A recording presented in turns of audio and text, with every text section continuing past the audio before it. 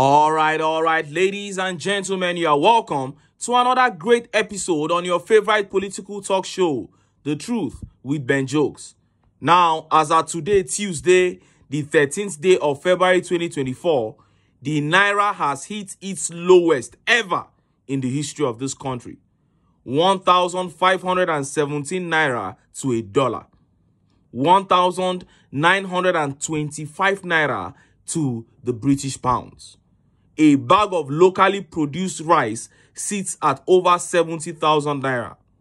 A bag of cement is now 9,000 Naira. The number of out-of-school children in every single state of the Federation has almost doubled because of hike in school fees. Most Nigerians today go to bed hungry and wake up not knowing where the next meal will come from. And in all this, the TINUBU administration has moved from telling Nigerians to be a little bit more patient with government to telling them that they have no right to demand for better lives. Few hours ago, a member of TINUBU's team got on air and said Nigeria is a very, very poor country. He said we should stop expecting so much, that Nigeria is very, very poor. As a matter of fact, he said that is why many Nigerians cannot deal with these simple policies of TINUBU, because they don't have disposable income because they are too poor. Before I show you how he said it and how Nigerians reacted, let me quickly show you this update. Economic hardship has been since Shehu Shagari's time. It is nothing new under TINUBU's watch, Oshomole. Adams Oshomole, the senator representing Edo North, says protests against prevailing economic hardship in Nigeria should not be portrayed as something new happening under TINUBU's watch. Mr. Oshomole, an all-progressive Congress chieftain and ally of Mr. TINUBU, said this in an interview with Channels TV on Sunday night. I have led protests against cost of living before now. You think this is new? Mr. Oshomole, a former Nigerian Labour Congress leader, said when asked if he fears the wave of protest against lingering economic hardship due to skyrocketing food prices could have bad consequences for TINUBU-led government. Mr. Oshomole said Nigeria has been having cycles of economic crisis, recalling past economic crisis under former Nigerian President Shehu Shagari in the 80s. Do you remember when Shagari introduced essential commodities, the days of Umar Diko, when Nigerians had to queue to buy a tin of milk? So we've had cycles of economic crisis. So don't suggest as if something that has never happened is happening now, Mr. Oshomole said. In the same interview, Mr. Oshomole also blamed the present economic hardship in the country on reckless policies designed to dehumanize Nigerians by former President Muhammadu Buhari's regime. Spiking food prices caused by economic inflation has forced Nigerians to hit the streets in protest in Niger, Kano, Osun, and Lagos State last week. You heard that? That is another ally of the TINUBU administration saying that there is nothing strange about what is happening in the country now. He said this is not the first time Nigerians are complaining about inflation. Compared us to the time of Shehu Shagari, around 70s. Those are the times Oshomole wants us to return to. And this man is a sitting senator. Then you would wonder, what would be the contribution of this kind of man on the floor of the Senate if they are talking about what Nigerians are going through? And look at how Nigerians reacted. Look at some of the tweet reactions. And this tweet here says, for those of you still waiting for TINUBU's renewed shege, Oshobobo just confirmed to you that Nigerians are destined for hardship. Now that leg will now you stand on the mandate, Aide pity. And this tweet by Kemi says, this is the reason Nigerian democracy is turning to a curse. People you govern are in tears, pointing at a collective problem. Instead of creating a solution, you will be looking for means to normalize the ugly situation. They have nothing to offer. And that is just the truth. And that is why they are trying to tell you now to get ready for the worst. And this tweet here says, a 50 kg bag of rice was sold at 7,000 Naira at 2015. Now it is more than 60,000 Naira, more than 70 actually. Politicians are not even pretending. And this reply says, almost 80,000 naira for local, foreign na no-go area. That is the situation that APC has brought Nigeria, and Oshiomhole has effrontery to tell Nigerians that they deserve it. And this tweet by Lucas says, people like Oshiomhole shouldn't have at any reason near the corridor of power. Unfortunately, being what Nigeria is, an environment that creates opportunists. Very sad indeed. Very sad, my brother. And this tweet by Michael says, this is a clear reason why Nigerians rejected APC at the polls, and INEC declared them winners without any proof, while collation was still in progress in many states. Obedience and many other patriotic Nigerians were right about the crooks in that party. And this tweet by Adekunle says, Oma Sheo, ìyà yìí ti pọ̀jù torí Ọlọ́run. Ayé APC, Onida. He said, this suffering is too much. It shall never be well with APC. Now, let us listen to this interview of one of the presidential aides where he said Nigeria is a very, very poor country. Not only did this man sound obviously empty, he also sounded fake and irresponsible. See the video. I can tell you, he's very, very concerned.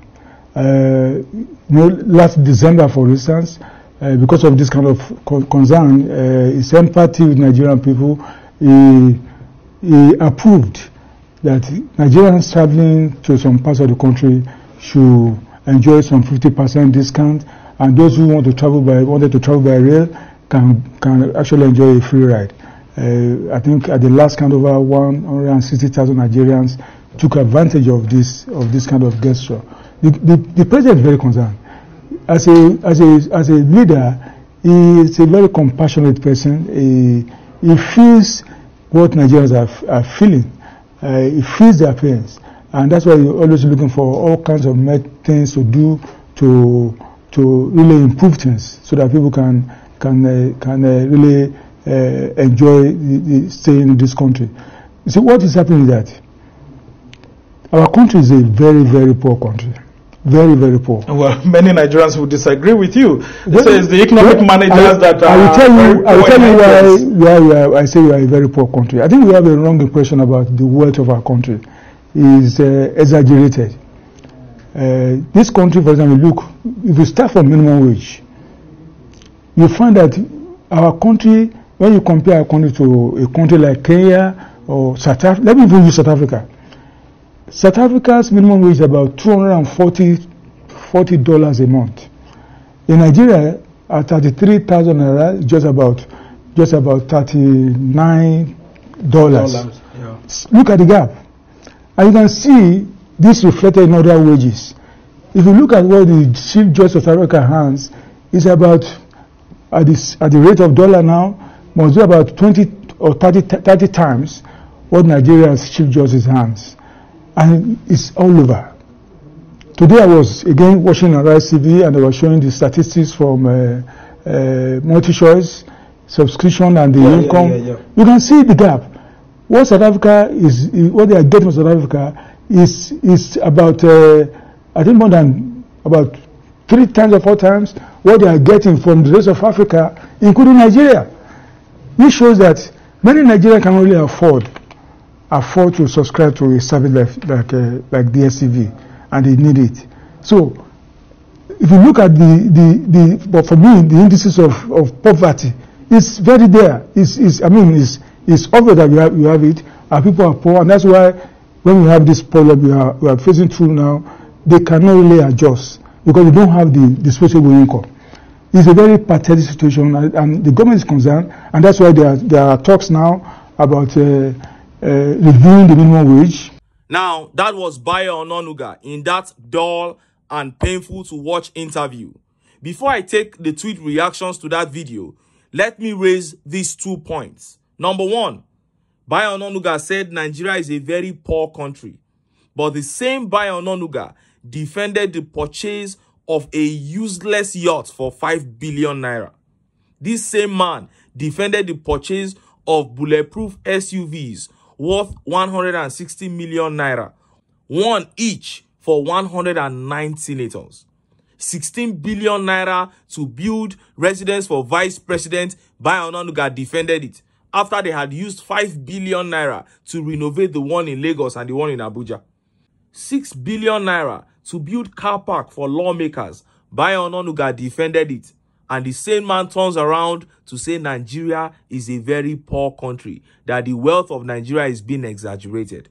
This man must be crazy. Then secondly, he said TINUBU is concerned. So he shouldn't be.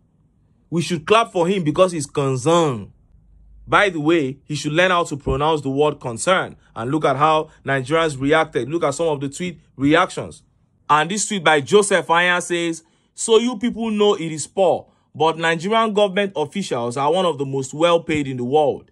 You are telling the poor people this as damage control so they can manage while you guys continue living large. Please get out of here. I'm telling you.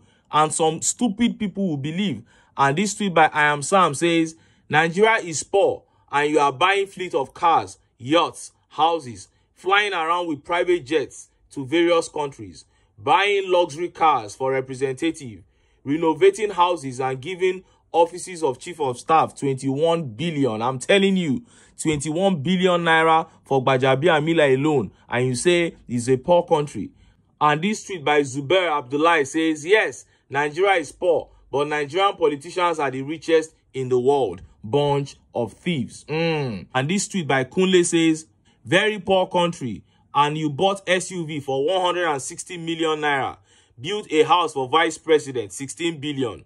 Bought cars for Remi Tinubu and bought useless yacht for person wey thunder go fire. Poor country, but corrupt politicians are living large. Oh! And finally, this tweet here says, this man is really sick. These politicians are the highest paid in the world. When Nigerians are really tired, they will fight for their country. That is it. And that is the only solution out of this quagmire that the APC has put this country in. Nigerians need to get up, put sentiments aside, and unite against this evil association. But until then, make I still enter town. Make I go get some ogbonge political news where we not go like. Why? Because of una. Now I dey here. So don't go away. Don't go away.